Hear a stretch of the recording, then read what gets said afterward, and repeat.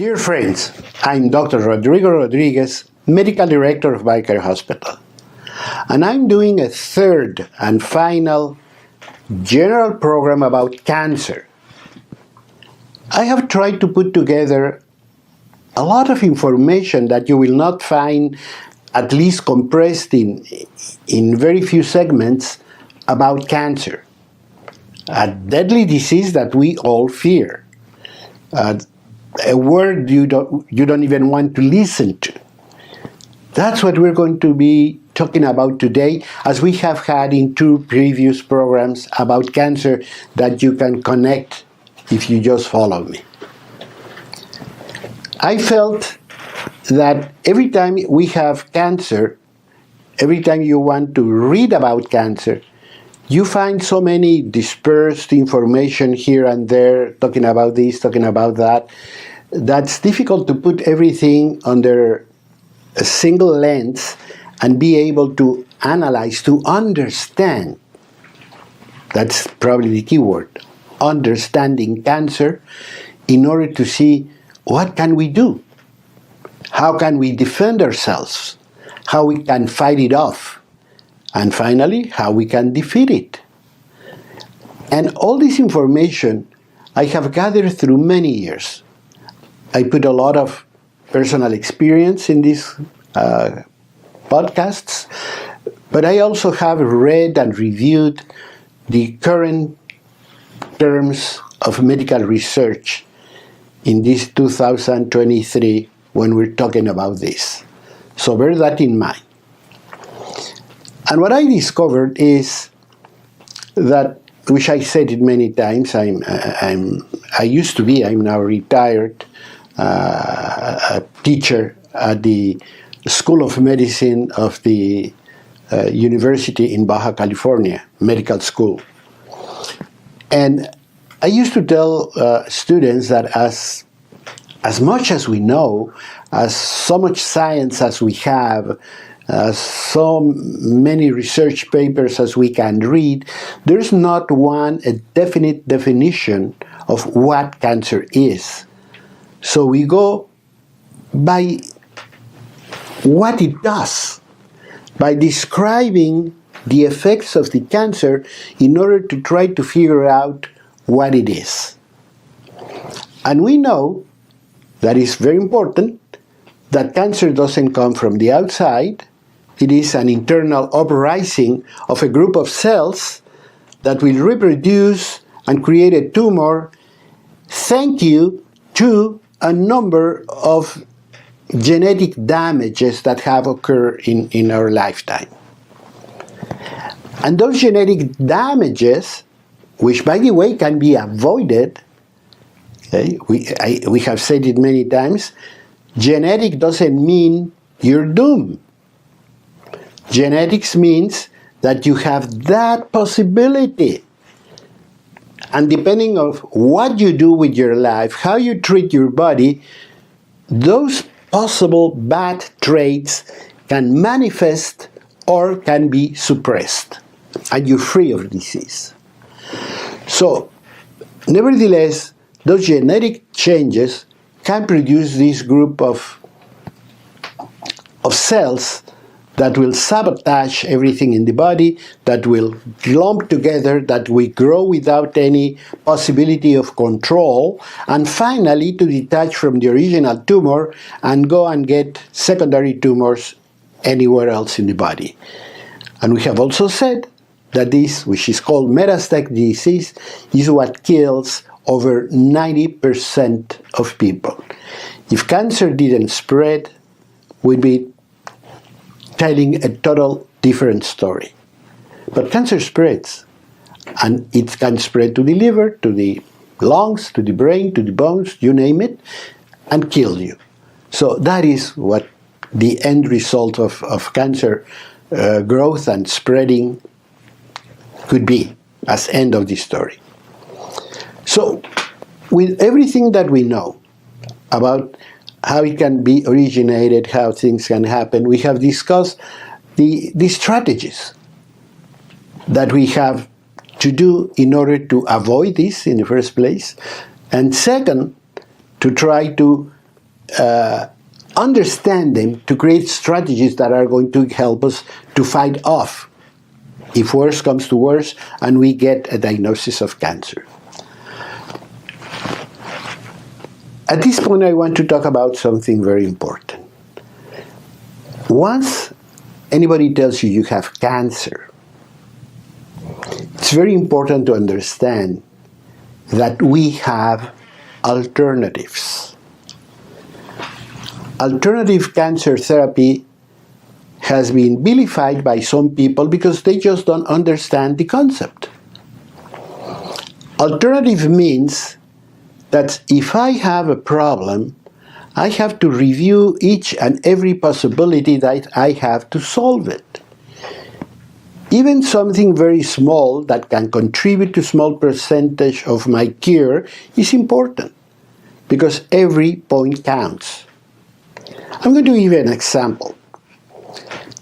Have you noticed that airplanes today have these wing tips that they didn't have in the past? Well, they are to save fuel. That's what they tell us. And how much fuel you save if you have these tiny little things on the tip of the wings? Well, some people tell you 3%, some people tell you 5%. And you say, well, if it is so little saving, why do they bother? Well, because an airplane can fly many hours every year, consume a lot of fuel, and 5% of thousands of gallons of fuel can make a difference. Makes a difference in contamination, makes a difference in money spent. So for airlines, it produces a big saving and saves the world a lot of CO2. The same thing with cancer therapy. People tell me, well, I heard about this juice or this herb or this thing, but it has a small chance of helping. Well, if it is inexpensive, it is easy to do, if it doesn't pose any problem, why don't you do it?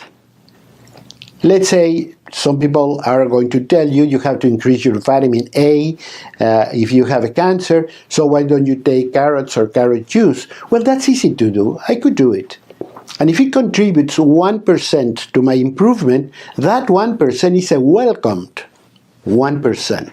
So alternative means everything I can do. Everything.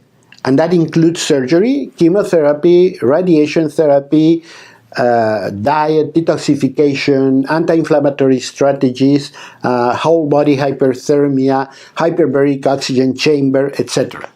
All of them are alternatives. Alternative means all the possible ways to solve a problem or that can contribute to solve a problem. Alternative doesn't mean either or. In other words, you might choose the route of therapy you think works better for you and do some alternatives that are going to help you. You could talk with your doctor and say, doctor, if I take this juice, if I do this, is there any problem? The most possible answer is, okay, go ahead and do it.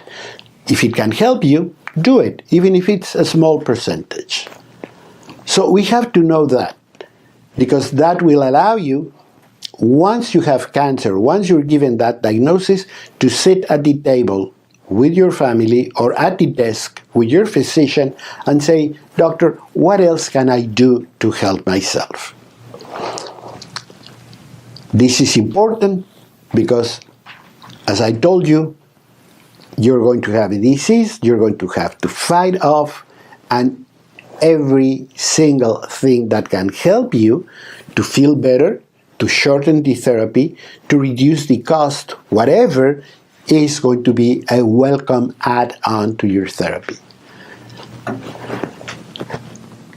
The next point is also very important. The huge leaps forward in cancer success came from early diagnosis. When pap smears started being done, mortality of cervical cancer dropped by 80%. Just because women were having a pap smear that allowed to locate a very early cancer, cervical cancer, to the point that just by removing it or just by attacking it, you could be cured, which is a word we do not use frequently in cancer. Cervical cancer is one of the few cancers that can be cured without any question, just if you do a regular pap smear. A big drop in cancer mortality with breast cancer has come thanks to awareness, self-examination, imaging. Do whatever you want to make sure that you discover a problem in your breast as soon as possible, because it can be so small that you can remove it all, or if you don't, it could be so small or so early that simple therapies are going to give you an 80% success rate. Again, the big advancement was the possibility of an early diagnosis. The possibility of looking, for example, for H. pylori in your intestinal tract can help you to erase the possibility of a stomach cancer. Human papillomavirus, just the vaccine of human papillomavirus is going to keep away a lot of oropharyngeal cancers and, of course, cervical cancer. So those are the concepts that we have to start putting together, because that's going to create a much better perspective on how to face cancer from the beginning. And the beginning is when you don't have any symptom, when you don't know you have a cancer, when you're completely 100% healthy. Then is when all your strategies to plan your life not to have cancer begin. You don't have to wait and do whatever you want until you go to the doctor and they tell you, I'm sorry to tell you, but you have a cancer. No, you can start thinking of it. You might be a 25-year-old person working every day, leading a happy life, planning your marriage, whatever. You have to start thinking, what if I get cancer? So I'm going to avoid it. I'm going to do this. And if you follow these 3 programs that we have done, you might have a lot of clues in how to do it. Let's keep talking about this, because it's very important for everyone.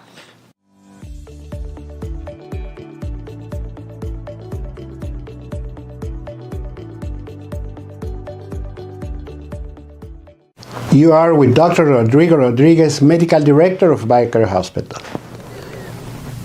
And here, we're completing our series of 3 podcasts about cancer. General information about cancer. We're not talking about skin cancer, we're not talking about lung cancer. We're talking about cancer, period. Because as much as you can read or hear that cancers are 100 different types, from leukemia to a sarcoma to breast cancer, etc., all of them can be lumped together in what makes them the same disease, in what makes them similar. And those characteristics are very important, because those characteristics are what makes them feared and deadly. So we're going to concentrate on cancer. And whatever cancer you mention will share this characteristic. Okay? The internal uprising of a group of cells, the lack of control for harmonic growth and reproduction, the eternal survival of its cells because they refuse to retire or to self-destroy when need be, and the ability to go to a different organ and create secondary called metastatic tumors that will surely be a cause of death. When we see metastatic disease, we kind of let our arms down because we know we're facing the most difficult part of the disease. And being as it is, a deadly disease, we have to understand that we have to set everything in motion in order to be ready to fight the cancer. Okay? We need awareness. We need surveillance. We need proactiveness. Cancer can get anyone, actually, in our time, at any age. So that is very important to know, because we all have to be aware. All of us have to be watchful, and all of us have to be proactive in order to say, okay, I'm going to be watching you. If gene failure is the possible main cause of this distortion, of this internal uprising, because proto-oncogenes that promote growth have been damaged, and they promote growth and growth and growth. And tumor suppressor genes are also damaged, the ones that should stop abnormal growth from happening. Then we have to think, how did this happen? Gene damage can happen when very active, very nasty, toxic molecules within the body are generated and hit any of these very fragile molecules of DNA. And that happens through free radical generation. We have, again, two systems. One that generates energy in the body but produces a byproduct, which is the free radical, potentially nocive. And on the other hand, an antioxidant system that gets rid of these free radicals. What do we have to do? If we're smart, we have to make sure that we get clean fuel. You follow me? If you have heating in your house and you have an old, faulty heater with old technology, and you use coal or oil or anything like that, you're going to develop a lot of unwanted byproducts. You have to be cleaning and washing, and everything is going to be dark and black, etc. But if you have a state-of-the-art, let's say electric or gas type of heating, everything is going to be clean. So it's not a matter of cleaning, it's a matter of not generating garbage, not creating toxics. And that happens if we choose what we eat, if we choose what fuel we're going to put in our body. If we eat clean, organic, good foods, we're going to generate a lot less toxic material than if we keep on eating garbage or just toxics. If you smoke, if you have alcohol in large quantities, if you do a lot of the bad foods, bad oils, bad everything, you're not going to be creating a clean system. You're going to be generating a lot of free radicals. Your chances of developing a deadly disease of a cancer are going to increase because you have more chances of damaging, of mutating your genes. On the other hand, we have an antioxidant system that should block those. Once again, antioxidants are in the food we eat. So if we have a clean lifestyle, if we breathe good air, if we have good physical activity, if we live cleanly, period, all that is going to generate a good antioxidant system. And we know that a lot of foods are very active. as antioxidants. Pomegranate, for example, has been mentioned many times. But don't run to a store and buy a jar. No, wait for the season. You see, with many foods, don't get a bottle thing, you don't know what you're getting.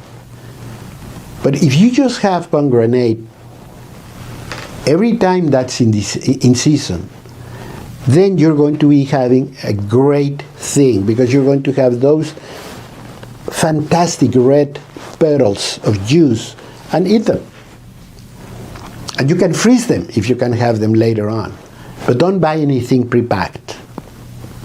Food is food.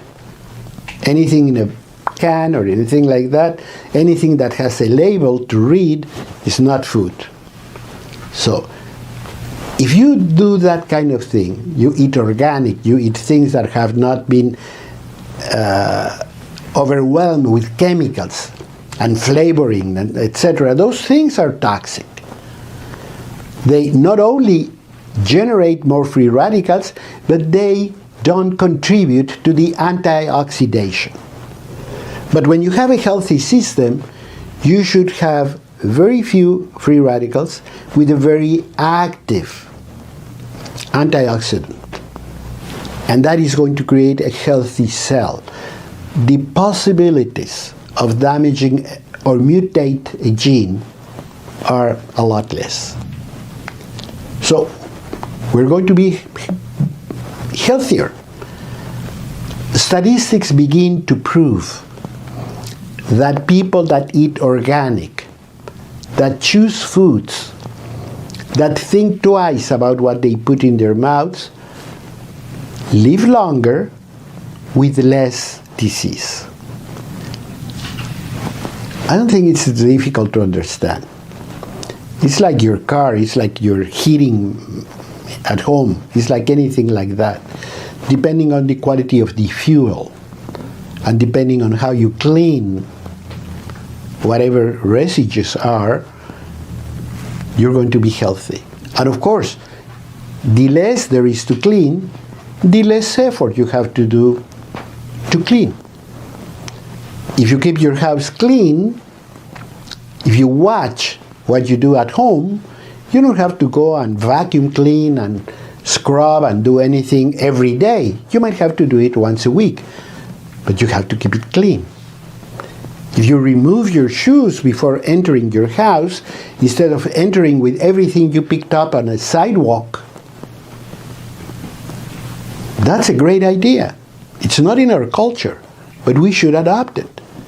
You don't have to bring anything that you found in a sidewalk into your house, much less to your bedroom. You don't know what you're carrying. So leave your shoes at the entrance of the house. In America, in some places, for example, particularly when there's a lot of snow, they do that. And that keeps your house clean.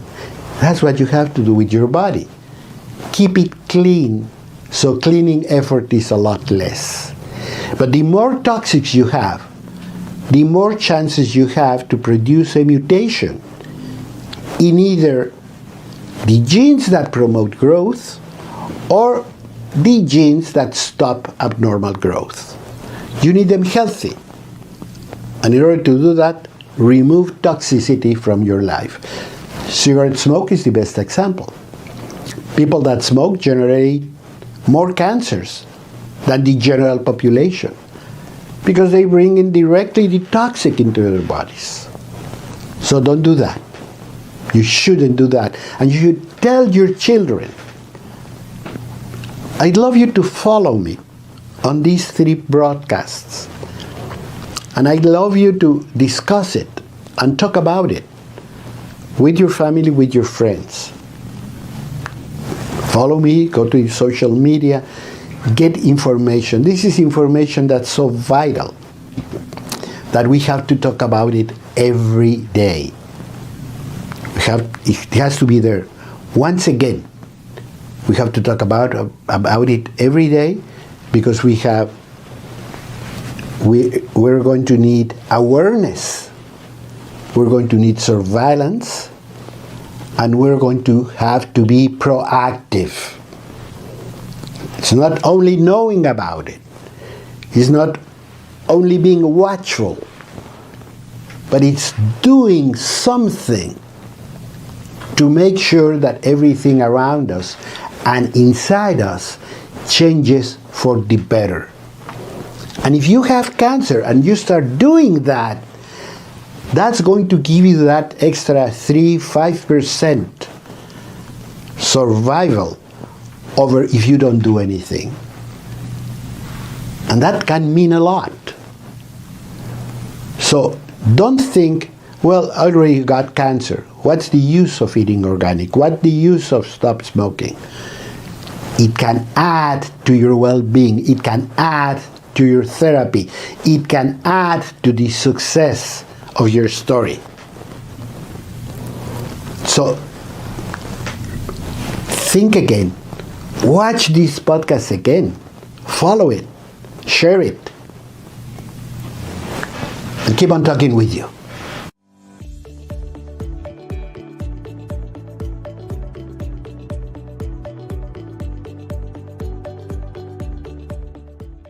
My friends, I am Dr. Rodrigo Rodriguez, Medical Director of BioCare Hospital. We're talking cancer in general. What it is, how it develops, how it kills us, but also how we can bypass it, avoid it completely, how we can be successful in therapy by early diagnosis, by awareness, how we can begin getting alternatives, understanding for alternative all the possible ways we have to contribute to our well-being and our success. Again, alternative doesn't mean either or. You do this or you do the other. Alternative means all the possible ways you have to help a problem. All the possible ways to solve it, even if it's a small one.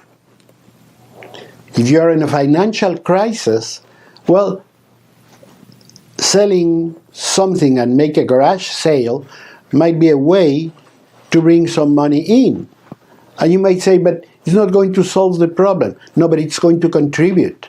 And that contribution can be the difference between failure and success. So there are many things we can do, we have to do, because many of the things that I'm telling you are also part of the prevention, are also part of why we got cancer in the first place. If we don't learn to take care of our body, to BioCare us, we're going to be sick. And I'm going to touch in a fundamental part of healthcare and fundamental in the cancer care: nourishment. Nourishment is really the foundation of resilience, fight, and recovery of any malady, any morbidity is going to be modified and affected by good nourishment or by bad nourishment, insufficient nourishment. No matter what you have, if you're sick, you need good food. And that was very well understood in America up to 1950. The mere idea of chicken broth brings you the idea that people had nutritional clues in how to approach a sick person. Now we don't care. You go to the doctor, they tell you you have cancer, you go out and stop in the first fast food joint you can find because you're hungry. And because, let's face it, you're used to that food. That's probably why we got sick in the first place. Because we were generating with bad food a lot of free radicals that affected our genes. Our genes started working the wrong way, and now we have cancer. So, in order to be resilient, in order to be fighting off, and in order to recover, we need good nutrition. Let me tell you a small personal story. I got COVID, like many of you. And I have my physician, like many of you. My doctor is a lady doctor. And when I started being sick, the first thing she told me, she didn't talk about medication, she didn't talk about anti-inflammatory, she didn't talk about... The first thing she told me is, doctor, you want to be successful? You are going to eat what I tell you to eat. And first and foremost, you have breakfast, lunch, dinner, and I'm going to give you snacks that will continue to provide your body with all the fuel and all the defenses that you need. If you stop eating, if you don't eat what I tell you to eat, things can go wrong. And she kept track. And she wrote my breakfast, my lunch, my dinner. And for a full week, I did exactly as she told me. Because I knew she was right. So I was grateful, appreciative of what she was doing, but also understanding, doctor to doctor, what she had in mind. And in 1 week, I was out of the problem.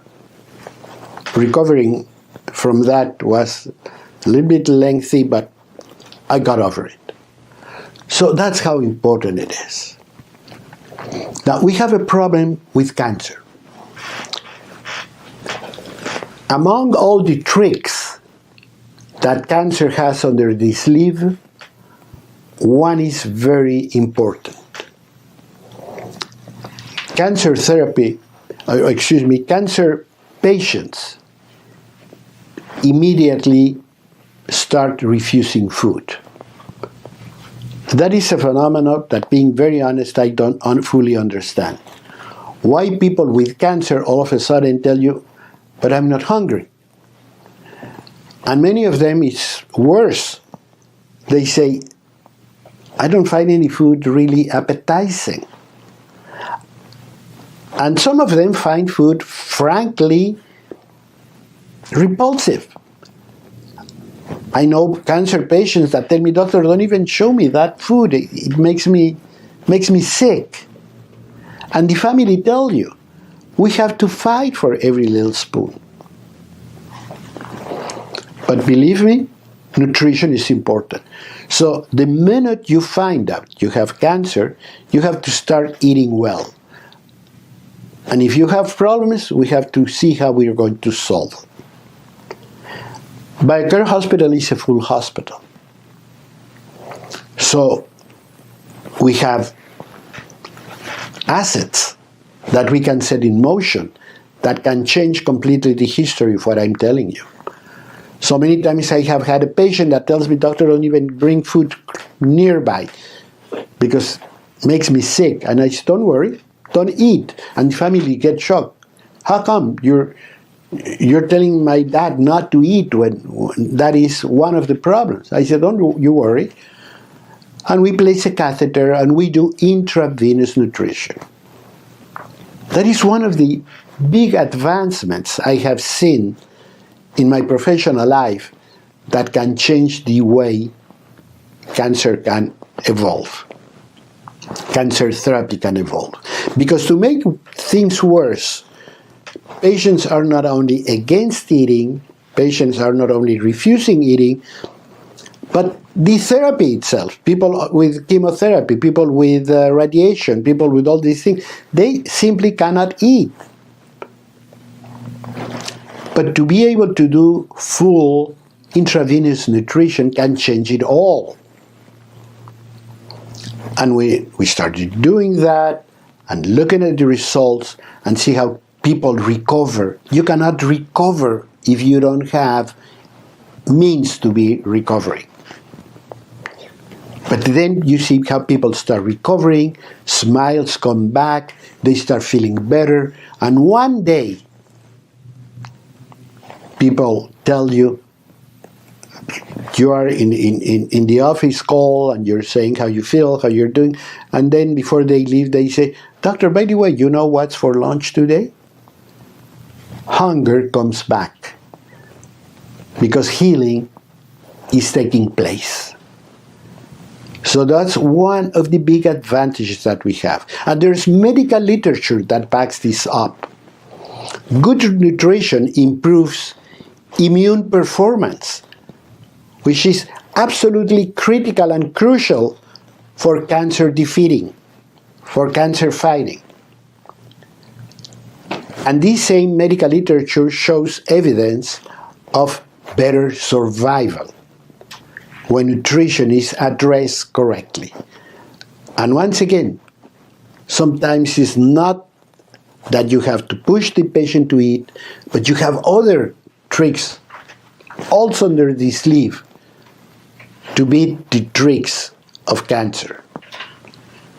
So nutrition is so important for your life, for prevention, for cancer management, for cancer recovery, for cancer everything. So don't please put it aside. Don't say, "Oh, no, it cannot be." It is that way. And I tell you because I come from the other side of the fence. I became a doctor like a regular doctor.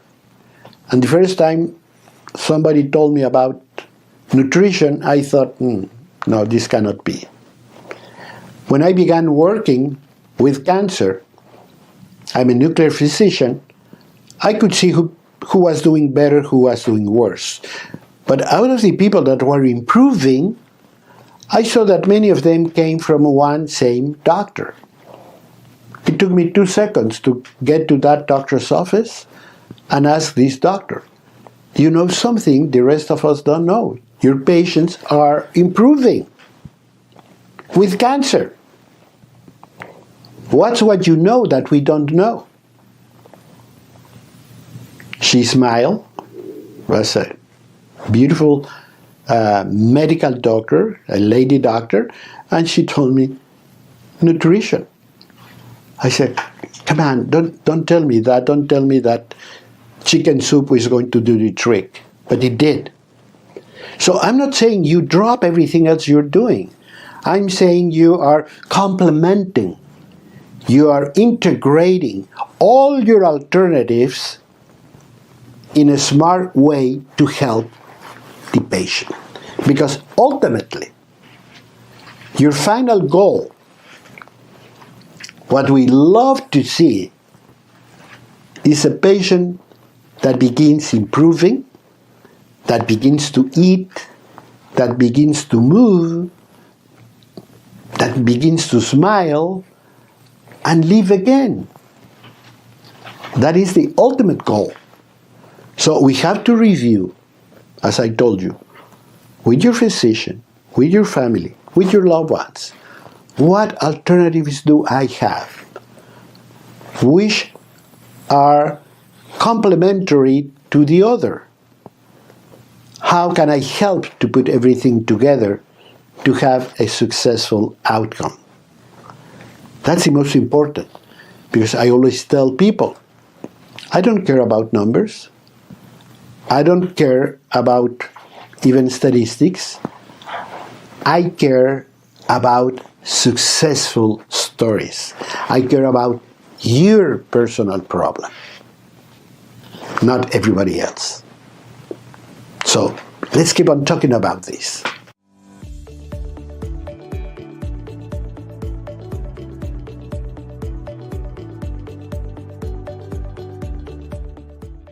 You are with Dr. Rodrigo Rodriguez, Medical Director of BioCare Hospital. In closing, with a 3-podcast program about cancer. I'm trying to describe what is cancer, and most important, how we can fight it off, how we can go head on, how we can be successful. That's what we're going to be talking. And you can go to the links of the previous podcasts and review all of them and look at them and try to see what's good for you. And hopefully, you're going to follow me, and hopefully you're going to share all this information. And don't forget that I'm your friend, so any question, any comment that you have, I'll be very happy to answer to it. So if you have anything in mind, just write me, call me. I'll be happy to talk with you and discuss any item or answer any question that you have. Because it's a very important subject. Cancer is growing at an exponential level. And one of the reasons is because of inflammation, chronic inflammation. Chronic inflammation, we have seen, can create the conditions that are going to make cancer possible. How is that? Well, because inflammation will extend cell survival in case of damage. That's one of the characteristics of cancer. Inflammation can inhibit, can block programmed cell death. Apoptosis, it's called. That's a very important cancer feature. Inflammation can facilitate, can make an easy passage of cellular elements of the body into the bloodstream and from the bloodstream into the tissues. That's a condition we need to create a metastasis. We need a cell that detaches from the original tumor, but must go through the wall of the blood vessel, of the lymph vessel, to travel to a distant organ and create a secondary tumor. That's facilitated by inflammation. Now, if we're looking at an exponential growth of cancer, you might ask where it's coming from. It might be coming from chronic inflammatory disease. We have a lot of inflammation. Nowadays that we can test for inflammatory tracers, I find that a lot of people have a small underlying lingering inflammation that could be the origin of big problems in the future. And why is that? Well, number one, because we eat inflammatory substances. Two are very important. Refined carbohydrates, white sugar in particular. Get the sugar ball off your life. Get sugar, added sugar, off your life. Whatever is naturally sweet, go ahead. It is God's creation. But don't put sugar in things. You can have honey. That's God's creation. Again, don't use sugar. And much less all the friends of sugar like corn syrup, fructose, high fructose, etc. Don't eat that. And the best way to do it is do not eat processed, packed, refined food. Buy food. Cook it. Do it yourself. You owe it to yourself. Because all these conditions have produced a metabolic disorder, which is overweight, obesity. And overweight and obesity mirror the statistics of cancer, which tells me, yes, we are right. This inflammatory condition produced by the metabolic syndrome that we're producing through the things we eat, by our overweight and so on, is the culprit of the gene damage and the environmental conditions to make cancer possible and successful. So make no mistake, simple thing like that, like added sugar, can make a difference in cancer. And the same goes for fructose or even non-caloric sweeteners. Don't eat chemicals. Eat food, real food. If it has a label, doesn't belong in your table. It's so simple, but we have to be aware. We have to be watchful. You have to get home and say, what is this? And put it in the garbage can. That's where it belongs. 1 soda can a day means 50 pounds of sugar a year. Don't do that. Don't do that to your body. It's very toxic, it's very inflammatory. And the other one are vegetable oils. What you have to eat is God-made fats, like olive oil, lard, and real butter. Margarine doesn't exist in nature. You could go to the deepest oceans or to the highest mountains looking for margarine. Doesn't exist. It is a man's manufactured. So don't do that. If you can create a body without inflammation, you have a very resilient body against cancer. The contrary, if you are overweight, watch it. Your chances of developing this deadly disease are increasing every single day. And I want to mention another factor, that it's free. You don't even have to think, you don't have to get any money, you don't have to get any machine, you don't have to do anything, which is physical activity. We have to understand a very important fact. And please underline this phrase. The human body was created to move. How can I say that?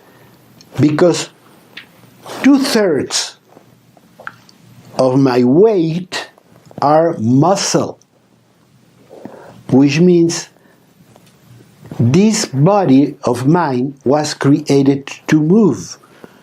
So I have a huge number of muscles that let me run, climb, bend, do things, be very gentle or be very rough, because those muscles are for me to function. And the more I move them, the better my metabolic systems work, because they are 2/3 of my body weight. No organ is bigger than.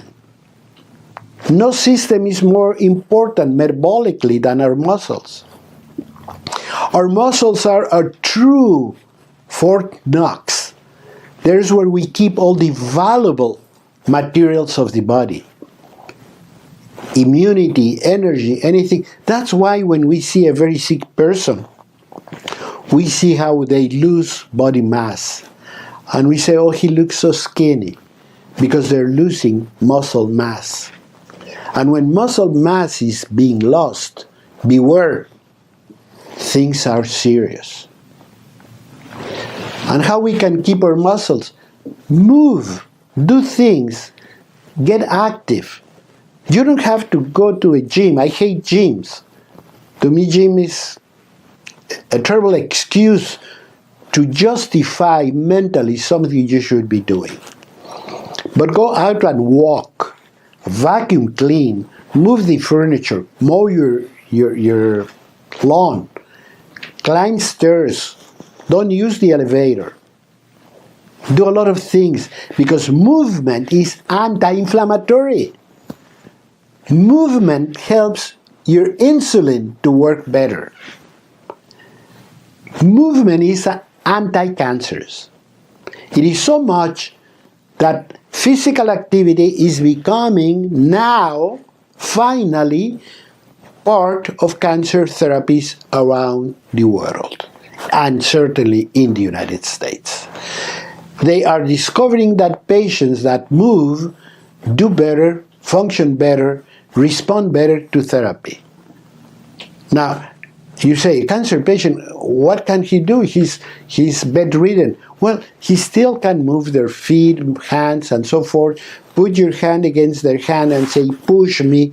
Now, several times with this hand, now the other, now with your foot. Even bedridden, people can do exercise if you want to help them. There are countless resources on the web that talk about this. But just move your body. Walk to the copy machine. Walk to the water machine. Go downstairs. Don't say, tell this person. Don't dial. Go to the other person's office. Stand up. Sit down. Simple as that. Go home. Cook your food. Get the garbage out. Move.